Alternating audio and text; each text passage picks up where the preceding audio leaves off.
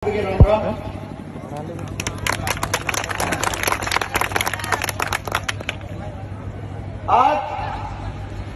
महाराजा सूरजमल जी का जो जन्मोत्सव मनाया जा रहा है,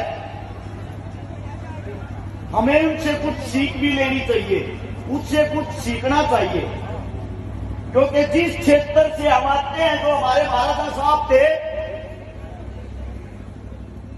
उन्होंने बहन बेटियों के लिए, गौ माता के लिए, हिंदू धर्म के लिए, मंदिरों के लिए कभी आग नहीं उठने दी दुश्मनों की। आप लोगों को एक जीता जागता उदाहरण बताता हूं। एक बाहर का आक्रमणकारी अहमद शाह अब्दाली 1757 में हमारे हिंदुस्तान में आ गया और यही अपने पास में है कुम्हेर। कुम्हेर को घेर के यहीं पे बैठ गया। महाराजा साहब को बोला, या तो अपनी जमीन मराठा साझा कर ले, वरना यहां से वापिस नहीं जाऊंगा। महाराजा साहब ने पत्र लिखा,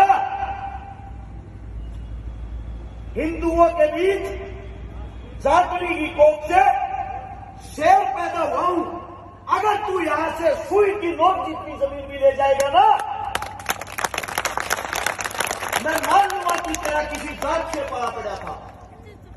जब अहमद शाह अब्दाली ने देखा ये आदमी नहीं मानने वाला, युद्ध किया, युद्ध में हार कर वापिस अपने देश भाग गया।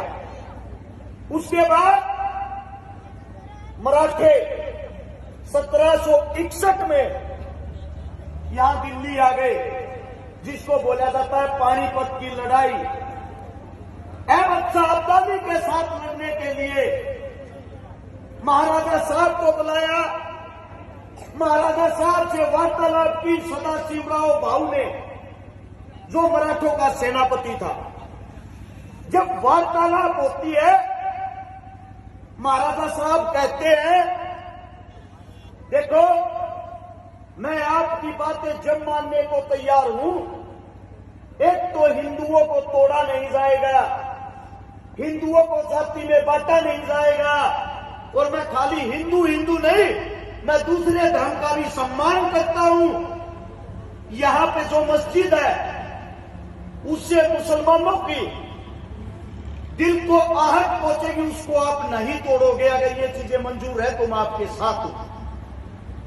सदाशिवराव भाऊ ने कहा, हम उसको तोड़ेंगे, उस मस्जिद की छत को तोड़ के और उससे अपने खाने पीने का प्रबंध करेंगे। महाराजा साहब ने कहा, 5 लाख रुपए मेरे पे ले लो, पर किसी के धर्म के साथ खिलवाड़ मत करो। कहीं वो आदमी आपकी बगावत पे ना उतर आए, वो मुसलमान जो आपके देश के हैं, कहीं अब्दाली के पास ना चले जाए मदद के लिए। लेकिन सदाशिवराव भाऊ ने मानी नहीं, उस छत को तोड़ दिया, जिसके कारण हमारे देश के मुसलमान अब्दाली के साथ चले गए। और महाराजा साहब ने फिर भी कहा, सदा तू मेरी बात तो नहीं मानता, लेकिन फिर भी मैं एक हिंदू राजा हूं और तू भी उसी हिंदू का खून है। मैं इतना फर्ज जरूर निभाऊंगा, तेरी तन से, मन से, धन से, अन्न से और कन से तेरी सहायता करूंगा। युद्ध में तेरे साथ हो ना हो, लेकिन तेरे परिवार पे, तेरी बीवी पे, तेरे बच्चों पे अगर कोई आँच आई तो ये सोच लेना, तेरे पीछे महाराजा साहब अब भी खड़ा है। मराठे वो युद्ध हार गए। हारने के बाद महाराजा साहब ने अपनी जेब से 10 लाख रुपए देके उनकी बहन बेटियों को, उनकी इज्जत को सम्मान के साथ यहां से अपनी सेना भेज के उनके घर पर पहुंचाया। आज भी अगर आप महाराष्ट्र के अंदर जाओगे, 22 जाट नाम से जाटों के 22 गांव बसते हैं। वो महाराजा साहब की फौज थी जो वहां जाकर भी उनकी इज्जत का सम्मान किया। कि इनके घर में कोई मर्द मानस नहीं रहा। महाराजा साहब का आदेश है, मरते दम तक हम इन बहन बेटियों की रक्षा करेंगे। जब मैंने महाराजा साहब से ये बातें पढ़ी, महाराजा साहब के बारे में सोचा, उसी वक्त मेरा भरतपुर की तरफ आना था।